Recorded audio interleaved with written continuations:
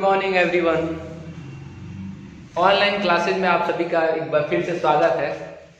आज हम सभी कल के पढ़ाए हुए चीज, कल हमने जो पढ़ा था अंकगणित का आधारभूत प्रमेय, उसी के कुछ अनुप्रयोग के बारे में अध्ययन करेंगे।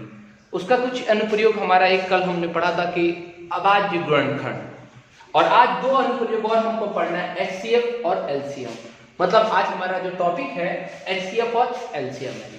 चलिए अगर आपने कल का वीडियो मेरा नहीं देखा है तो आप उसे देख लेंगे, क्योंकि वो बहुत ज़्यादा जरूरी है, क्योंकि उसको वो जब तक नहीं आएगा तब तक हमें इस वीडियो के बारे में कुछ पता नहीं चलेगा, इसलिए पहले आप उस वीडियो को देख ले।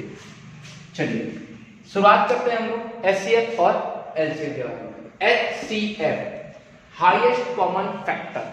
एचसीएफ का फुल फॉर्म जो होता है हाईएस्ट कॉमन फैक्टर। इसको हिंदी में हम लोग मौसा भी कहते हैं, शॉर्ट रूप मौसा।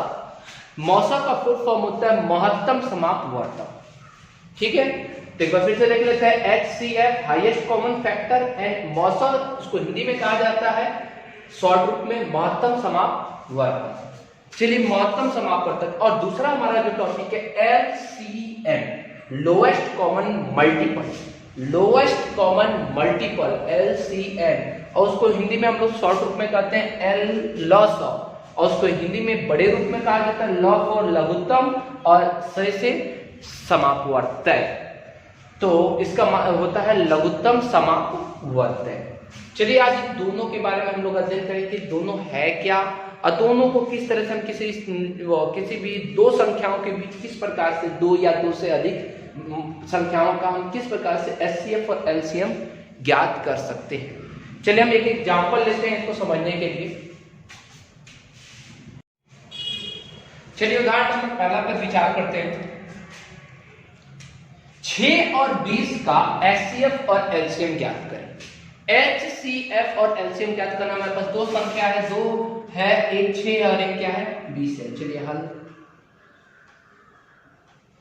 6 और दूसरी तरफ क्या है 20। हम दोनों को सॉल्व करते हैं। सॉल्व करने की हमारे पास विधि क्या होनी चाहिए? तो सॉल्व करने के लिए हम लोगों ने पहले ही पढ़ा था कि सॉल्व कैसे किया जाता है। तो उसके लिए हम लोग अंकगणित का आधारभूत प्रमेय का प्रयोग करते हैं। अंकगणित का आधारभूत प्रमेय क्या है? तो देखिए इसको पहले गुणनखंड रूप में लिखना है 6 है 3, 2 से कटेगा 2 3 6, फिर 3 से 3 एकम 3। 20 को हम लोग काटते हैं, 2 से कटेगा 2 दांत के 20, फिर 2 से 2 पचे 10 और 5 एकम 5। 6 बराबर 2 गुणे 3 और 20 बराबर, हमने देखा था पिछले वाले में कि अगर एक संख्या 2 या 2 से अधिक होती है तो उसको हम लोग उसे घात के रूप में लिख सकते हैं। तो यहाँ पर 2 बार है तो हम लोग 2 की घात 2 लिख देंगे और 5। ठीक है, ये हम लोगों ने कल किया था, आज फिर दोबारा हम लोग कर लेते हैं यहाँ तक। अब हमें क्या ज्ञात करना है? दो चीज, एक एचसीएम ज्ञात करना है, एचसीएफ ज्ञात करना है, और एक एलसीएम ज्ञात करना है। ये दोनों चीज ज्ञात करना है। चलिए हम लोग ले लेते हैं पहला एचसीएफ, एचसीएफ, और दूसरा नंबर हमारा क्या है एलसीएम, ये ज्ञात करना है। चलिए देखते हैं एचसीएफ के लिए मैंने आप लोग को एक रूल बताया, उसको आप लोग बिल्कुल ध्यान रखेंगे, बिल्कुल ध्यानपूर्वक आप देखेंगे उस रूल को। किसी संख्याओं में, मतलब किसी कोई भी संख्याओं में प्रत्येक उभयनिष्ठ, यहाँ पे ये पार्ट बहुत इंपॉर्टेंट है, उभयनिष्ठ याद रखिएगा। प्रत्येक उभयनिष्ठ अभाज्य गुणनखंड की सबसे छोटी घात, ये दो लाइन दो अक्षर याद रखिएगा। पहला उभयनिष्ठ और दूसरा सबसे छोटी घात का गुणनफल को हम लोग क्या कहते हैं? एचसीएफ कहते हैं। कितनी भी संख्या हमारे पास हो, दो चीज याद रखनी है, एक उभयनिष्ठ याद रखना और एक सबसे छोटी घात को याद रखना है। चलिए अब यहाँ पर बात करते हैं, फिर अपने क्वेश्चन पे आ जाते हैं। आपको एचसीएफ याद करना है। हम यहाँ देखते हैं कि उभयनिष्ठ कौन कौन है। उभयनिष्ठ मतलब दोनों में जो मिल रहा है। उभयनिष्ठ का मतलब होता है कॉमन। कॉमन मतलब जो जितने भी संख्या उसमें मिल रहा हो। यहाँ पे हमारे पास दो संख्या, दोनों में क्या मिल रहा है? तो देखते हैं हम लोग क्या मिल रहा है हम लोग के सामने। तो 2 मिल रहा है जो इसमें भी है और इसमें भी है। अब यहाँ देखते हैं 3 है इसमें, क्या 3 इसमें है? नहीं है, मतलब 3 उभयनिष्ठ नहीं है। 5 है, नीचे वाले में है परंतु ऊपर वाले में 5 नहीं है, तो 5 भी उभयनिष्ठ नहीं है। मतलब हमारे पास उभयनिष्ठ कौन हुआ पार्ट? केवल 2। तो उभयनिष्ठ हमने पहचान लिया कि कौन है? 2 है। अब देखते हैं उभयनिष्ठ के बाद सबसे छोटी घात। सबसे छोटी घात, तो दोनों में उभयनिष्ठ में सबसे छोटी घात किसमें है? इसकी घात कुछ नहीं है तो मान लेंगे 1, और इसकी घात कितनी है? 2। तो 2 की घात कितनी होगी? 1। मतलब 2 की घात 1 मतलब आंसर कितना होगा? 2। इसी प्रकार हम लोग एलसीएम भी ज्ञात कर सकते हैं। एलसीएम ज्ञात करने के लिए मैंने कुछ एक लाइन दिया, उसको पहले आप लोग ध्यानपूर्वक पढ़ेंगे। एलसीएम के लिए संख्याओं में संबद्ध, मतलब उसमें में उपस्थित प्रत्येक अभाज्य गुणनखंड, कोई भी अभाज्य गुणनखंड हो, प्रत्येक अभाज्य गुणनखंड, यहां पर बात क्या कहा गया है? प्रत्येक की बात की गई है। और यहां पे किसकी बात की गई थी? उभयनिष्ठ की बात की गई थी। प्रत्येक अभाज्य गुणनखंड की सबसे बड़ी घात का गुणनफल, मतलब यहां पर हमारे पास कौन चीज आ रहा है? एक प्रत्येक और एक सबसे बड़ी घात, और यहाँ उभयनिष्ठ और सबसे छोटी घात थी। चलिए देखते हैं प्रत्येक कौन है। तो प्रत्येक मतलब कोई भी हो, तो देखते हैं यहाँ पर प्रत्येक में हमारा 2 भी हो जाएगा। प्रत्येक मतलब किसी को भी ले सकते हैं हम लोग, जो इसमें उपस्थित हो। 2 भी है, 3 भी है, 5 भी है, मतलब तीनों है। चलिए हम लोग 2 भी ले लेते हैं, 3 भी ले लेते हैं और 5 भी ले लेते हैं, और तो कोई नहीं है। अब हम बात करते हैं 2 कितने बार। ध्यान दीजिएगा, मैंने पूरा नहीं लिखा है, चलिए मैं बराबर मिटा देता हूँ क्योंकि पूरा नहीं हुआ है। 2 कितने बार है? 1 बार है। और यहाँ पे हमारे पास क्या कर रखा है? बड़ी घात। बड़ी घात मतलब सबसे बड़ा जो, तो सबसे बड़ा कौन सा आपको दिखाई दे रहा है? ये दिखाई दे रहा है कि ये दिखाई दे रहा है? तो आपको जनरली है कि आपको ये दिखाई देगा कि 2 की घात 2। तो हमने यहाँ पे क्या लिख दिया? 2 की घात 2। 3 की कौन सी बड़ी घात दिखाई दे रही है? तो 3 की 3 ही है, और 5 की 5 ही है। इसका मतलब हमारा आंसर क्या हो गया? 2 की घात 2। 2 की घात 2 मतलब 2 को 2 बार गुणा करना है, तो 2 गुणे 2 लिख देते हैं, गुणे 3 और गुणे 5। 2 गुना 4 3 12 बचे 7। इस प्रकार से हमारा एलसीएम कितना आ गया? 60 आ गया, और एचसीएफ कितना आ गया? 2 आ गया। इस प्रकार से हम किसी भी सवाल को सॉल्व कर सकते हैं।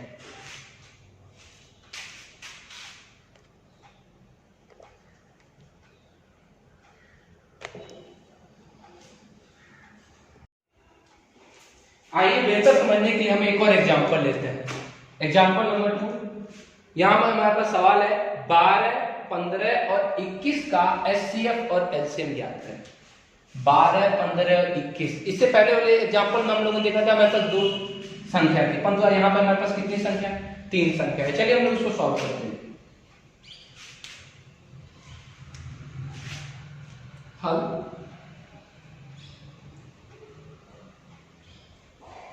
पहला है 12, दूसरा है 15 और तीसरा है 21।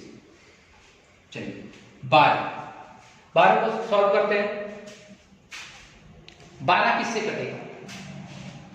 तो 12 सबसे पहले 2 से कटेगा, 2 6 12, फिर 2 से कटेगा 2 3 6, फिर 3 से कटेगा 3 1 3।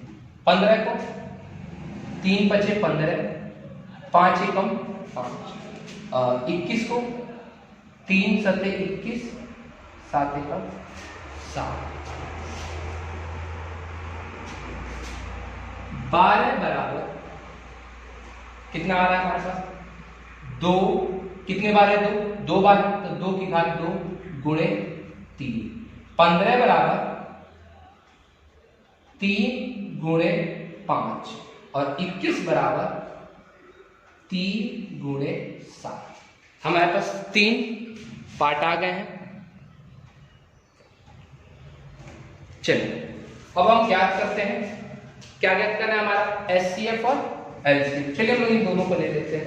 हमारे पास ज्ञात क्या करना है? एचसीएफ और एलसीएम। तो पहले बात करते हैं एचसीएफ की बराबर। तो एचसीएफ के बारे में हम लोगों ने अभी पढ़ा ही था कि संख्याओं में प्रत्येक उभयनिष्ठ, वही बात है। तो मैं यहाँ पे आपको 2 चीज पे वर्णन करूंगा, पहला उभयनिष्ठ और दूसरा सबसे छोटी घात। चलिए हम लोग बात करते हैं। सबसे पहले उभयनिष्ठ पहचानते हैं कि कौन है इसमें। उभयनिष्ठ देखते हैं, यहाँ 2 है। क्या इसमें 2 है? क्या इसमें 2 है? नहीं, 2 केवल 1 में है। इसका मतलब 2 उभयनिष्ठ नहीं है, तो 2 को छोड़ देंगे। 2 के बाद किसकी बात आती है? 3। 3 इसमें है, 3 इसमें, 3 इसमें, मतलब तीनों में 3 है, इसका मतलब 3 हमारे पास क्या हो गया, उभयनिष्ठ हो गया। 3 के बाद बात करते हैं और कौन सी संख्या दिखाई दे रही है आपको, 5 दिखाई दे रही है।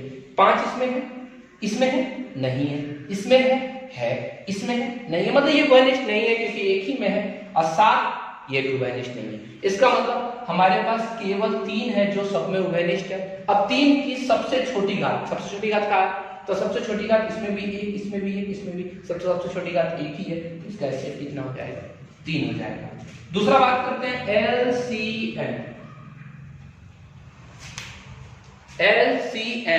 एलसीएम के बारे में मैंने 2 शब्द आपको बोला है। पहला याद रखना है प्रत्येक मतलब सभी में हो, और प्रत्येक मतलब सभी, और दूसरा बड़ी घात होनी चाहिए। चलिए बात करते हैं इसके बारे में। तो प्रत्येक मतलब ये भी सभी को ले लेंगे, हम 2 भी ले लेंगे, 3 भी ले लेंगे, 5 भी ले लेंगे और 7 भी, मतलब सारे संख्या को निकाल देते हैं, 2, 3, 5 और 7, सभी संख्या कर दी। अब इन सभी संख्या में दूसरा काम क्या करना है हमको, सबसे बड़ी घात लेनी है। चलिए सबसे बड़ी घात लीजिए, कौन है, 2 की घात कितनी है, 2 है, तो सबसे बड़ी घात यही है, तो 2 हो गया। 3 की घात कितनी है, इसमें भी 1, इसमें भी 1, इसमें भी 1, तो 1 ही है, तो 1 ही रहेगा। 5 की घात कितनी है, 1 ही है। 7 की घात कितनी है, 1 ही है, इसका मतलब हमारा आंसर यही रहेगा। अब इसको हम लोग 2 बार लिख सकते हैं, 2 की घात 2 को 2 बार लिख देंगे, 2 गुणे 2 गुणे 3 गुणे 5 गुणे 7, गुणा करने से 2 दूना 4, 3 12 25 60 और 60 7 420।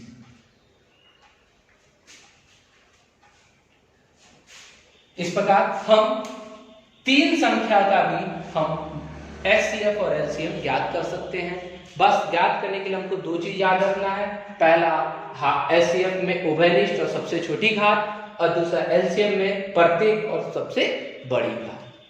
चलिए अब बारी है होमवर्क की। तो होमवर्क आपका है निम्नलिखित का एचसीएफ और एलसीएम ज्ञात करें, जिसमें आप लोग के पास 6 सवाल है। इन 6 सवाल को आप लोग सॉल्व कीजिएगा।